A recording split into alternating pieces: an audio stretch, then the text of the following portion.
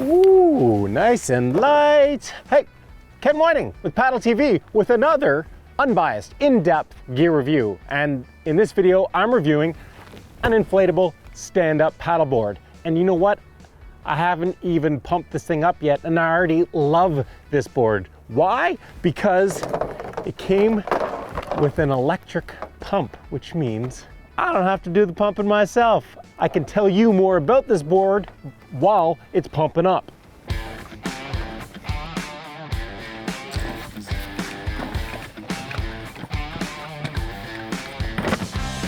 Inflatable stand-up paddleboards have really exploded in popularity over the past 5 years. And the board that I'm testing today has been one of the most popular for the past few years. It's the Body Glove Performer 11. Now, the Performer 11 has some updates for 2022, but I'm not sure if I'll notice or not, because the truth of the matter is, put me in a kayak and I'm at home. It feels like I'm walking, I'm that comfortable. Put me on a stand-up paddleboard and I feel like a baby deer taking its first steps, all wobbly legs. I don't think I'm the only one that feels that way on a stand-up paddleboard. A lot of you probably feel the same way, but I think that's kind of the fun of it, is that there is a challenge to it. It's not just a no-brainer paddling experience. And so I embrace my wobbly legs on a stand-up paddleboard, but that's the perspective I'm going to be testing this board from. Yes, I've paddled many stand-up paddleboards and I can compare to those other boards, but I'm far from an expert stand-up paddler. Well, let me tell you a bit more about the Body Glove Performer 11. The Body Glove Performer 11 retails for $999 US. It's 11 feet long, 34 inches wide, it weighs 24 pounds or 11 kilograms, and it has a capacity of 320 pounds or 145 kilograms. New for 2022, its wider shape gives an increased average board width. It has triple layer stringers and side rails. It's drop stitch construction as always. It has a reinforced nose bumper, a toe point on the nose, an action camera mount, front cargo bungees, an EVA traction pad, a multifunction carry handle that doubles as a water bottle holder, cooler D-ring attachment points, and a durable triple fin design. Body Glove has also partnered with One Tree Planted to plant a tree for every Performer sold.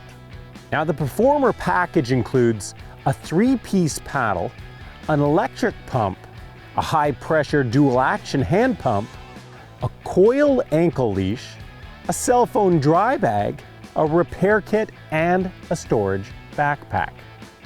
Well, that is a heck of a package that you get with this board. And the board, this is a slick-looking board. I love the wood grain design. I mean, the design of the traction pad, everything about this board just looks really nice. But, you know, looking nice, aesthetics doesn't necessarily translate to performance, even though this is called the Performer.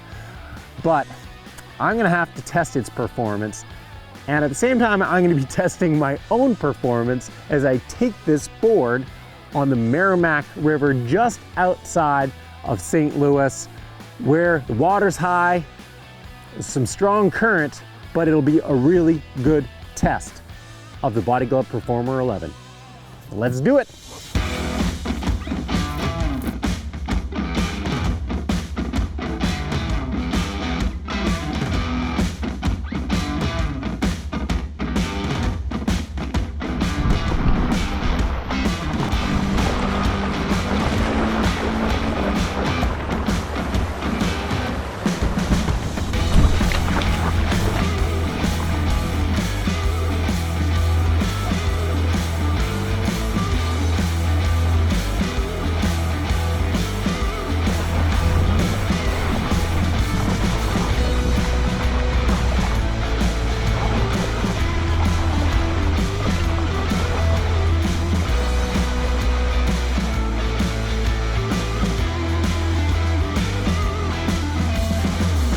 Well, if we're judging this board based on how good it made me look on the Merrimack, well, I think it's fair to say that it would have failed, but it's not the board's fault. That's on me.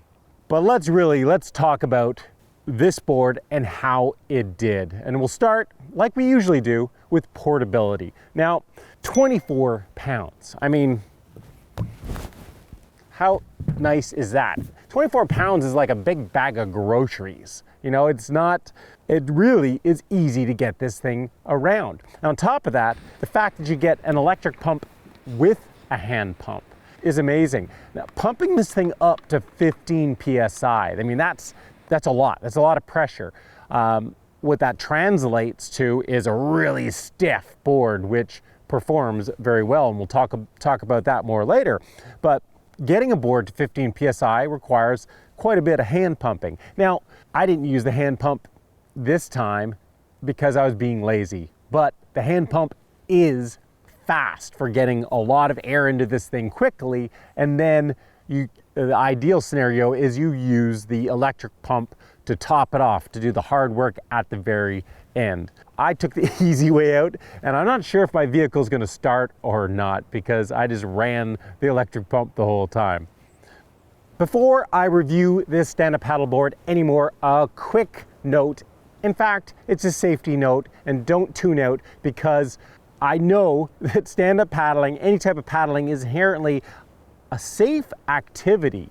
But the thing is, when things go wrong, things have a tendency and the potential of going very wrong. And it's usually just a little bit of information that would have made a difference between a positive outcome and a disastrous outcome. And that's why the ACA has made an online safety course. It's absolutely free to do. It's pretty darn cool too. And I've left a link in the description box down below. The small investment in time it takes to do that free online safety course could mean the world to you. Let's get back to it. Let's talk about stability. This is a 34-inch wide stand-up paddleboard. That's not a narrow stand-up paddleboard. It's a pretty wide stand-up paddleboard. And not surprisingly, that translates to stability. This is, relatively speaking, it's not a floating dock.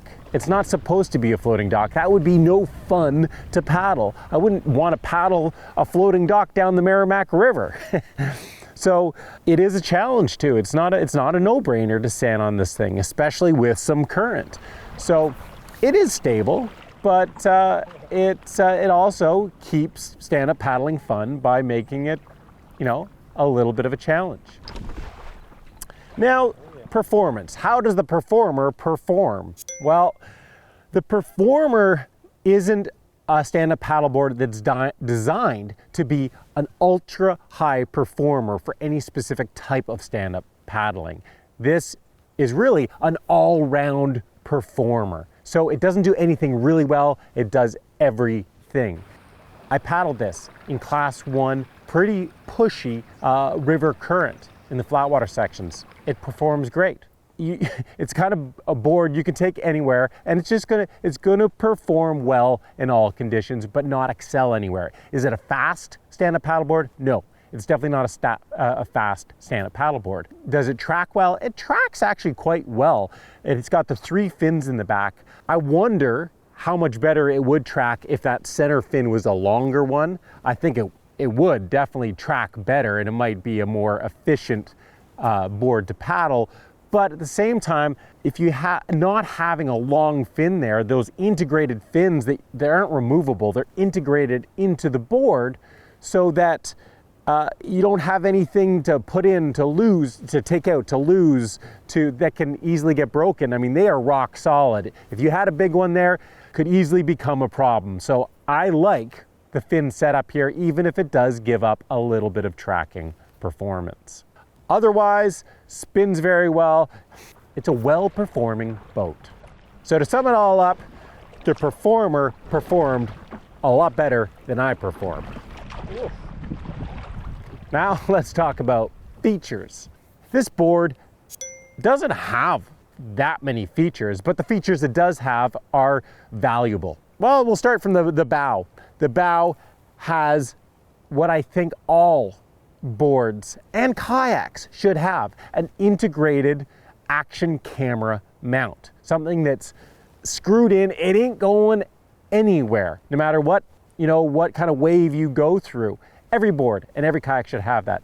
If any manufacturers are listening, listen to that one. It's got the bungees up front, that's great. I mean, that's pretty much standard for a stand-up paddleboard. One of the cool things here is the carry handle in the middle of the board. It actually doubles. It's not just a carry handle, but it's designed to be a water bottle holder. So you put your water bottle inside and then wrap the neoprene sleeve over top.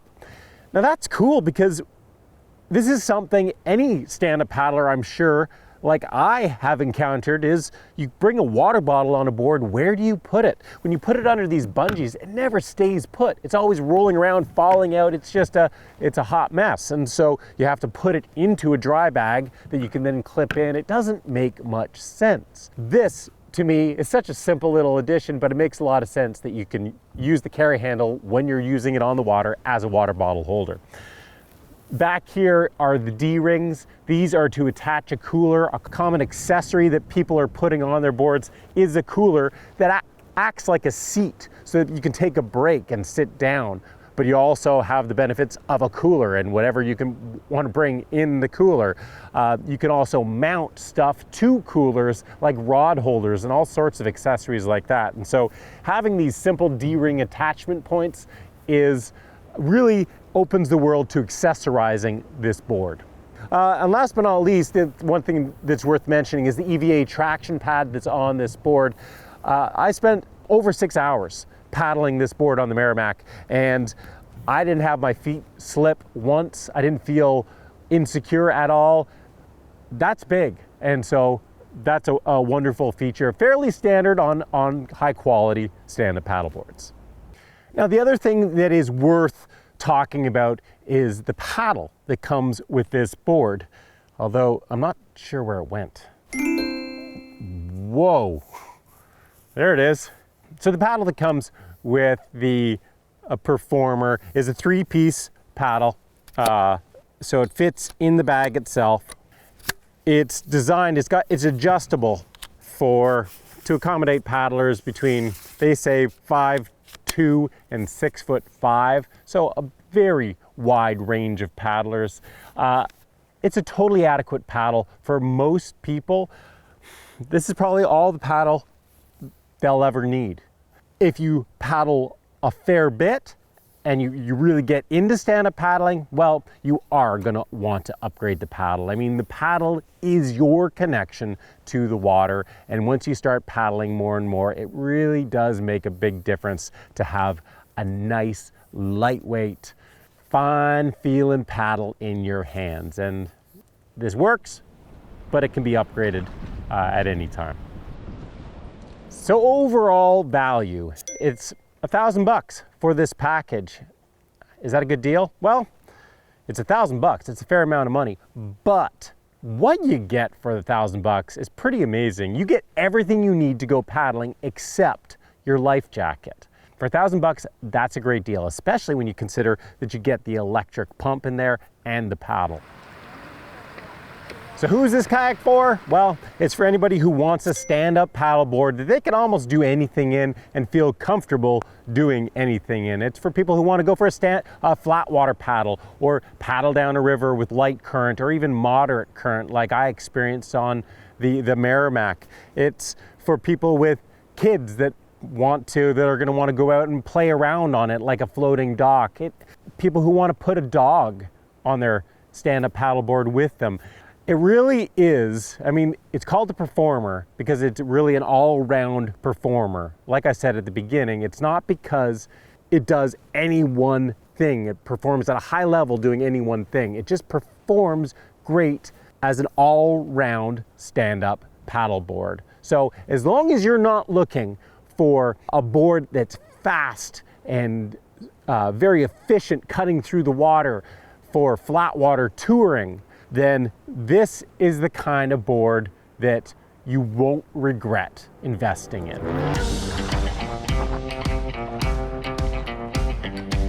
I hope you've enjoyed this video. If you have, like always, subscribe to Paddle TV and give this video a thumbs up. And if you want to check out my full paddling adventure down the Merrimack River, absolutely awesome day. We even got to paddle through a forest. It's true, and you'll have to watch that episode to see what I'm talking about. The link is in the description box down below, and we'll see you again soon for more paddling tips, tricks, gear reviews, and paddling adventures.